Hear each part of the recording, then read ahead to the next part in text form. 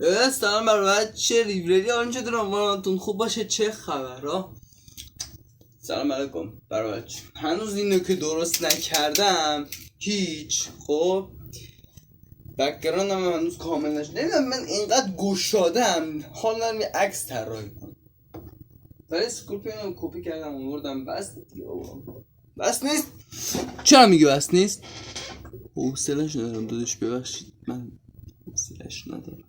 و امروز من به واقعا ترسناک و صندلی اینجاست ولی من میخوام سر پا بایستم. گو خوردم. آقا من گو زیاد میخورم ولی این نور صورتی که میبینین در حال قرمز، ولی کدوم نور رو دوست دارین؟ این صورتی رو دوست دارین؟ نابیه رو کجا آبی ناموسه چه قشنگه، یا این قرمز رو بزنم همین آبی خوش رنگ ترینش. Let's go. کی تو آشپز خونه؟ وقتی 9 سال داشتم واسم اتفاق افتاد.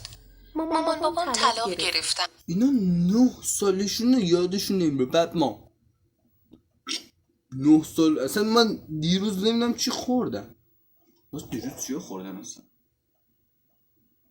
واقعا نمیدونم دیروز چی خوردم. برای همین نصف هفته با بابام بودم و نصفش پیش مامانم. خیلی سخت بود چون هر بار باید وسایلامو میبردم این خونه و اون خونه و هر بارم که همدیگر رو میدیدن شروع میکردن به دعوا. بگذاریم پنجشنبه شب حدود 9:10 بابام منو رسوند خونه مامانم. وقتی پیاده شدم دیدم ماشین مامانم اونجا نیست و پنجره اتاقش بازه. ولی زیاد اهمیتی ندادم و داخل شدم.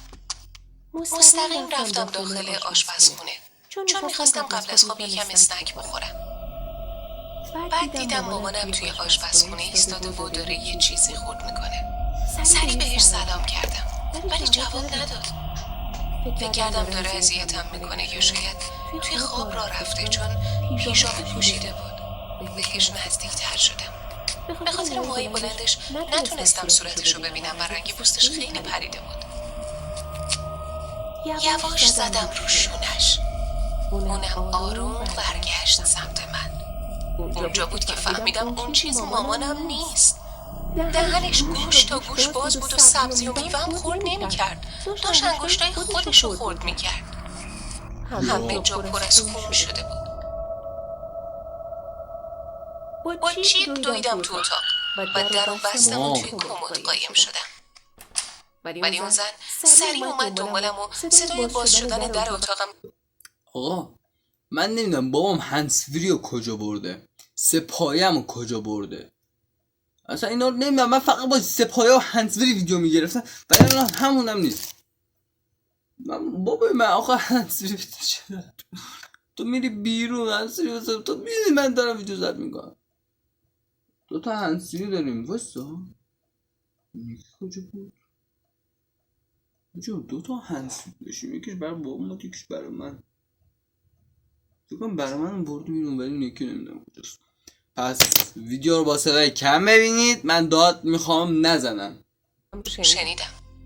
از گوشه در کمد دیدم یه چاقو دستشه و داشت از انگشتاش خون میزد بیرون.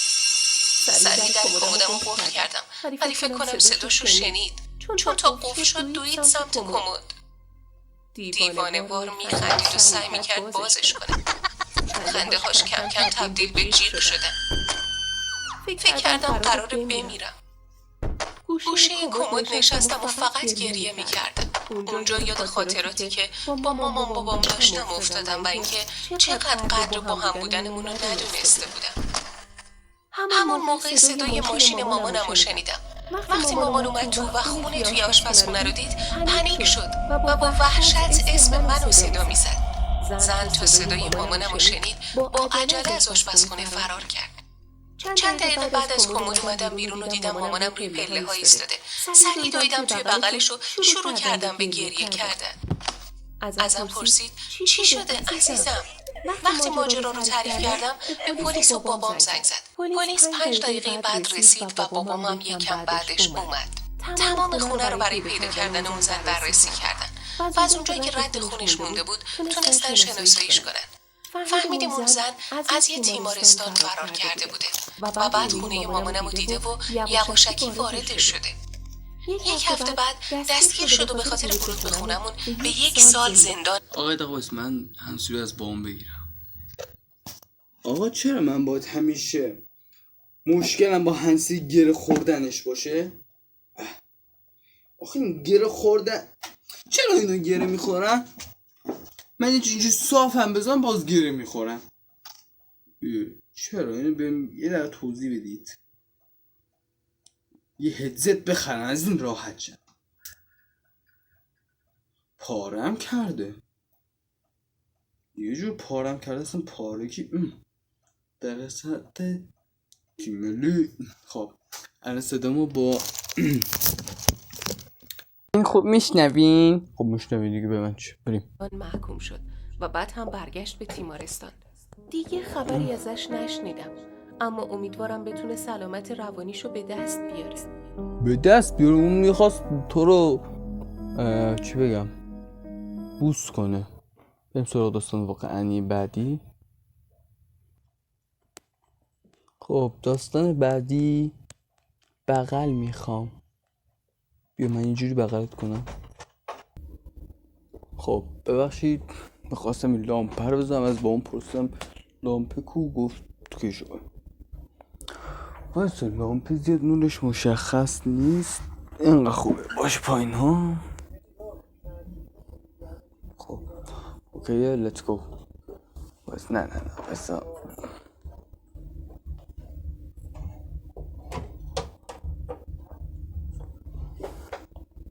خوب شد یا این خوبه؟ نه همون آبی خوب. بریم. بغلم میخوام. نه بغلم میخوام. کنار خونمون یه مرد غریب زندگی میکرد به نام تام هیچ وقت توی چشم بقیه نگاه نمیکرد. همیشه به شکمشون ظلم میزد. واسه همین من هرگز باهاش تماس چشمی نداشتم. چرا؟ تام هر وقت منو میدید همیشه یه جمله رو تکرار میکرد: من بغل میخوام. اون عاشق بغل کردن هر چیزی بود. اغلب وقتی از کنارش رد میشدم مشغول بغل کردن درخت یا ستونا بود. یادم یه بار از یه غریبه بغل خواست و چک بدی خورد. انگار کلن وسواس عجیبی به بغل کردن داشت. یه روز از کنار خونشون میگذشتم که اتفاقی از گوشه درش دیدم یه عالم مانکن توی خونش قطار شدن. شوکه شدم ولی به روی خودم نیاوردم و بهش سلام کردم. تام با خوشحالی لبخند زد و همچنان داشت به شکمم ظلم میزد و بعد دستاشو باز کرد و بغل خواست.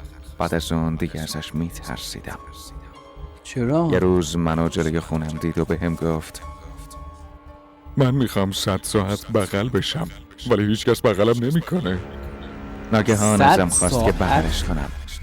با دستای باز شده اومد سمت منم با اکراه بغلش کردم. اونم منو واسه یه مدت طولانی سفت توی آغوشش گرفت و نمیذاش برم. بهش گفتم بس دیگه اما ولم نمیکرد. به جاش منو محکم فشار میداد. با عصبانیت هولش دادم ولی اون یه ذرم تکون نخورد. داد زد: بغل کردن رو دوست دارم، ولم نکن هرگز. اولین باری بود که میدیدم اینقدر بلند حرف میزنه. به نفس افتاده بودم و قلبم داشت تون میزد.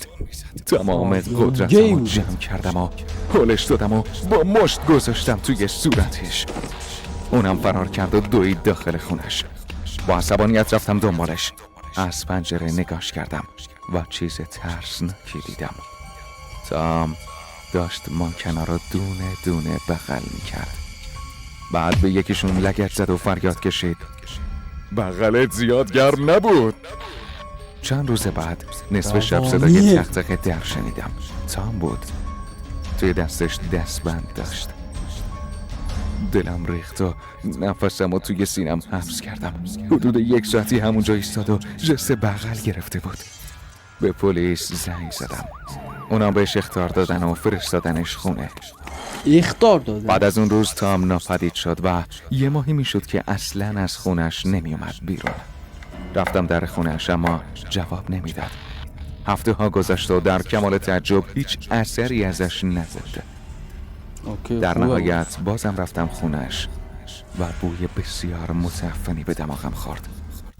الان این مرض داره میره خونش؟ نه جان من بگو مرض داری داداش. اسکولی چیزی هستی اینو بهم بگو. اسکوله دیگه بابا، کسخل. اون دیگه بگیرتت ولت نمیگه، میاد کونه تو هم میذاره. چند دقیقه شد این ویدیو؟ 10 دقیقه. خوبه باز میتونی ویدیو رو آپلود کنیم. فوری با پلیس تماس گرفتم. جسد تام زیر 10 مانکن دفن شده بود.